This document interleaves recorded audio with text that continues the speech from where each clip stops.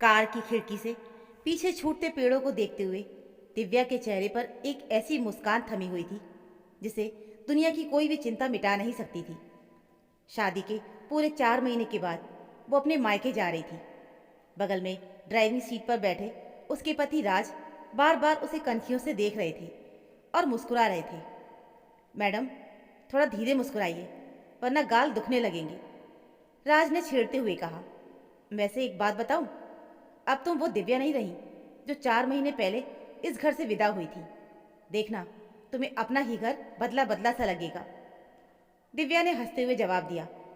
राज, आप कुछ भी कह लीजिए, वो मेरा घर है, मेरा मायका। वहाँ की हर ईंट मुझे पहचानती है। वहाँ कुछ नहीं बदल सकता। माँ के हाथ की अदरक वाली चाय और पापा का वो पुराना रेडियो, सब वैसा ही होगा। मैं वहाँ आज भी वही जिद्दी दिव्या हूँ, राज ने गियर बदलते हुए कहा। देखते हैं। सुना है शादी के बाद लड़कियों के लिए मायका एक हॉलिडे डेस्टिनेशन बन जाता है जहाँ वो रिलैक्स करने जाती हैं, लेकिन घर वाला अधिकार धीरे धीरे कम हो जाता है। दिव्या ने इस बात को हवा में उड़ा दिया। उसे पूरा यकीन था कि जैसे वो घर पहुंचेगी वो अपना बैग सोफे पर फेंकेगी और माँ की गोद में सिर रखकर लेट जाएगी। उसे कोई काम नहीं करना होगा, बस हुक्म चलाना होगा, बिल्कुल वैसे जैसे वो शादी से पहले करती थी। गाड़ी दिव्या के बचपन के घर शांति कुंज के लोहे वाले गेट पर रुकी। गेट की आवाज़ सुनते ही दिव्या का दिल जोरों से धड़कने लगा। अंदर का नज़ारा वही था, लेकिन कुछ अलग भी था। बरामदे में लगी तुलसी थोड़ी सूख गई थी और पापा की आराम कुर्सी पर एक नई गद्दी बिछी थी। दिव्या गाड़ी से उतरी और दौड़कर अंदर भागी। माँ, पापा। सामने उसकी माँ राधा जी और पापा रमेश बाबू खड़े थे। राधा जी ने आरती की थाली सजा रखी थी। दिव्या को ये थोड़ा औपचारिक लगा। पहले जब वो कॉलेज या ट्रिप से आती थी तो माँ सीधे गले लगाती थी, आरती नहीं उतारती थी। पर शायद नई नई शादी का शगुन था। आरती के बाद दिव्या ने माँ को कसकर गले लगा लिया। उस गंध को, हल्दी और पुराने इत्र की मिलीजुली गंध को उसने अपनी सांसों में भर लिया। कैसी है मेरी गुड़िया? दादाजी ने उसके सिर पर हाथ फेरा। बहुत अच्छी हूँ माँ, आपकी बहुत याद आती है। दिव्या की आंखें भर आईं। अंदर ड्राइंग रूम में बैठते ही दिव्या ने अपनी आदत के अनुसार जोर से आवाज़ लगाई। भाभी, एक गिलास ठंडा पानी लाना, बहुत प्यास लगी है। उसकी भाभी किरण, जो किचन में थी, तुरंत पानी लेकर आई, लेकिन पानी स्टील के गिलास में नहीं बल्कि ट्रे में सजे कांच के गिलास में था। साथ में बिस्किट भी थे। दिव्या ने पानी पिया और हंसते हुए कहा, अरे भाभी, ये कांच का गिलास क्यों? मैं कोई मेहमान हूँ क्या? वो मेरा स्टील वाला लोटा कहाँ गया? किरण ने मुस्कुराते हुए कहा, दीदी, अब आप मेहमान ही तो हो, और वैसे भी वो स्टील वाला लोटा अब स्टोर रूम में रख दिया है। बाकी शादी के बाद रसोई की सफाई की थी ना, तो पुराने बर्तन हटा दिए गए। दिव्या को हल्का सा धक्का लगा। उसका लोटा पुराना बर्तन हो गया। थोड़ी देर के बाद दिव्या अपने कमरे की तरफ बढ़ी। मैं ज़रा फ्रेश हो लूँ, फिर गप्पे मारेंगे। जैसे ही उसने अपने कमरे का दरवाज़ा खोला वो ठिठक गई। वो कमरा जिसकी दीवारों पर कभी उसके बनाए हुए पेंटिंग्स और कोलाज टंगे रहते थे, अब पूरी तरह से बदल चुका था। दीवारों पर नई पुताई हो चुकी थी। उसका स्टडी टेबल वहाँ से गायब था और उसकी जगह एक सिलाई मशीन रखी थी। बेड पर नई चादर थी और अलमारी में जहाँ उसके कपड़े ठुसे रहते थे, अब सर्दियों की रजाइयाँ और कंबल रखे थे। दिव्या का कमरा अब दिव्या का कमरा नहीं बल्कि एक गेस्ट रूम था, या स्टोर रूम जैसा लग रहा था। उसे राज की बात याद आ गई। देखना, तुम्हें अपना ही घर बदला बदला सा लगेगा। उसने अपना बैग एक कोने में रखा। उसे समझ ही नहीं आ रहा था कि अपना सामान कहाँ निकाले। अलमारी तो भरी हुई थी। उसे पहली बार अपने ही घर में संकोच हुआ। दोपहर के खाने पर दादाजी ने दिव्या की पसंद का छोले भटूरे बनाए थे। दिव्या डाइनिंग टेबल पर बैठी। उसे उम्मीद थी कि माँ उसे अपने हाथों से खाना खिलाएगी, लेकिन दादाजी मेहमानों की तरह राज की प्लेट में बार बार खाना परोस रही थी और दिव्या से पूछ रही थी कि बेटा, नमक ठीक है ना? ससुराल में जैसा खाती हो वैसा बना है या नहीं? दिव्या का निवाला गले में ही अटक गया। माँ को कब से उसके स्वाद पर शक होने लगा। माँ, आपके हाथ का स्वाद दुनिया में सबसे बेस्ट है, आप क्यों पूछ रही हो? दिव्या ने कहा। दादाजी फीका सा मुस्कुरा दी। पता नहीं बेटा, 4 महीने हो गए। अब तो तुझे वहाँ के मसालों की आदत हो गई होगी ना। खाना खाने के बाद राज को थोड़ा काम था तो वो अपने लैपटॉप पर व्यस्त हो गए। दिव्या को लगा कि यही सही वक्त है माँ के साथ अकेले बैठकर बातें करने का। वो रसोई में गई। दादाजी बर्तन धो रही थी। दिव्या ने देखा कि माँ की चाल थोड़ी धीमी हो गई है। वो सिंक के पास खड़ी होकर बर्तनों को बहुत धीरे धीरे मांज रही थी। माँ, लाओ मैं कर देती हूँ, दिव्या ने आगे बढ़कर कहा। अरे नहीं नहीं, दादाजी ने लगभग हाथ झटक दिया। तू क्यों करेगी? तू मायके आई है, आराम कर। मेहमानों से काम थोड़ी करवाते हैं। जा अपने कमरे में एसी चलाकर सो जा। मेहमान, ये शब्द आज दूसरी बार दिव्या के कानों में चुभा। दिव्या जिद करके वही स्लैब पर बैठ गई। माँ, मुझे नींद नहीं आ रही, मुझे आपसे बातें करनी है। अच्छा सुनो, शाम को गाजर का हलवा बनाओगी ना? बहुत मन कर रहा है। दादाजी का चेहरा एक पल के लिए बुझ गया, फिर तुरंत चमक आया। हाँ हाँ, क्यों नहीं। मेरी गुड़िया को गाजर का हलवा पसंद है तो ज़रूर बनेगा। मैं अभी गाजर घिसने बैठ जाती हूँ। शाम को दिव्या हॉल में टीवी देख रही थी। उसे रसोई से घिस घिस की आवाज़ आ रही थी।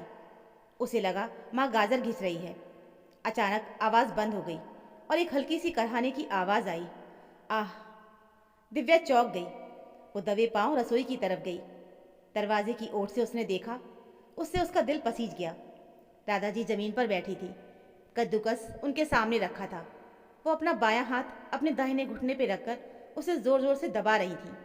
उनके चेहरे पर दर्द की लकीरें उभरी हुई थी। वो बड़ी मुश्किल से सांस ले रही थी। थोड़ी देर के बाद उन्होंने दीवार का सहारा लिया। बड़ी कठिनाई से वो खड़ी हुई। एक दर्द निवारक बाम अपने घुटनों पर मला और फिर से कुर्सी पर बैठकर गाजर घिसने लगी। उनके हाथ कांप रहे थे, लेकिन वो रुके नहीं। दिव्या की आंखों में आंसू आ गए। उसे याद आया कि शादी से पहले भी माँ को गठिया की हल्की शिकायत थी, लेकिन तब दिव्या अपनी कॉलेज और दोस्तों की मस्ती में इतनी व्यस्त रहती थी कि उसने कभी ध्यान ही नहीं दिया। और आज माँ इस दर्द में सिर्फ इसलिए काम कर रही थी क्योंकि उनकी बेटी मेहमान बनकर आई थी और उसने फरमाइश की थी। दिव्या को राज की कही बात का असली मतलब अब समझ आ रहा था। मायका बदलता नहीं है, बस वहाँ हमारा किरदार बदल जाता है। हम वहाँ से लेने वाले नहीं बल्कि देने वाले बनने चाहिए। ये उसे आज समझ आया। दिव्या ने अपनी आंखों से आंसू पोंछे और चेहरे पर मुस्कान लाकर रसोई में दाखिल हुई। अरे माँ, ये क्या कर रही हो? अभी तक घिस रही हो? दिव्या ने जानबूझकर थोड़ी मजबूती से कहा। दादाजी ने हड़बड़ाकर दर्द छिपाने की कोशिश की।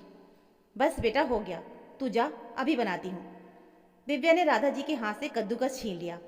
रहने दो माँ, मेरा मन बदल गया है। दादाजी हैरान रह गई। क्या हुआ? तुझे तो बहुत पसंद था ना? दिव्या ने माँ को पकड़कर कुर्सी पर उठाया और डाइनिंग टेबल की कुर्सी पर बिठाया। फिर उसने एक गिलास पानी दिया। पसंद तो है, लेकिन आज मैं बनाऊंगी। मुझे ससुराल में एक नई रेसिपी सीखी है, गाजर के हलवे की। मैं चाहती हूँ कि आप और पापा उसे टेस्ट करो और बताओ कि मैं पास हुई हूँ या फेल। लेकिन बेटा, तू तो थक जाएगी। माँ, दिव्या ने थोड़ा अधिका जताते हुए कहा, मैं आपकी बेटी हूँ, कोई महारानी नहीं। और आप बूढ़ी हो रही हो। ये बात आपने मुझसे क्यों छिपाई? आपके घुटनों में इतना दर्द है, फिर भी आप लगी हुई हो। दादाजी की आंखें भर आईं। छिपाया नहीं बेटा, बस सोचा कि तू इतने दिनों के बाद आई है, तुझे क्या अपनी बीमारियों का रोना रोऊं? तुझे खुश देखना चाहती थी। राधा ने माँ के घुटनों पर हाथ रखा।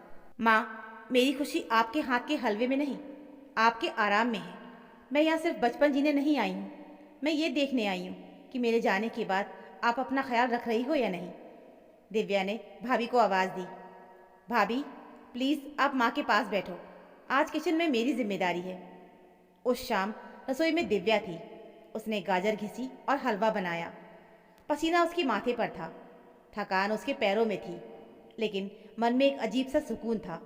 उसे आज महसूस हो रहा था कि अब वो बच्ची नहीं रही, अब वो एक ऐसी औरत बन गई थी जो 2 घरों की धुरी है। रात को खाने की मेज पर जब दिव्या ने हलवा परोसा तो पापा ने पहला चम्मच खाते ही कहा, अरे वाह, ये तो बिल्कुल राधा के हाथ जैसा स्वाद है। पता ही नहीं चल रहा कि हमारी बिटिया ने बनाया है। राज ने दिव्या की तरफ देखा। उसकी आंखों में एक नया सम्मान था। वो समझ गया था कि दिव्या ने आज क्या महसूस किया है। सोने से पहले दिव्या अपने गेस्ट रूम में गई। अब उसे वो कमरा पराया नहीं लग रहा था।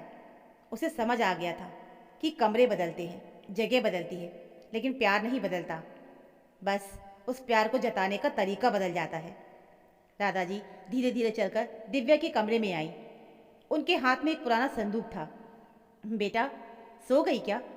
नहीं माँ, आइए ना। दादाजी बिस्तर के किनारे बैठ गई। उन्होंने संदूक खोला। उसमें सुमन की बचपन की कुछ चीज़ें थीं। उसका पहला स्कूल का रिपोर्ट कार्ड, एक टूटी हुई गुड़िया और एक स्टील का लोटा जिसके लिए दिव्या दोपहर में पूछ रही थी। ये ले। दादाजी ने वो लोटा दिव्या के हाथ में थमा दिया। मैंने इसे स्टोर रूम से निकलवा लिया है।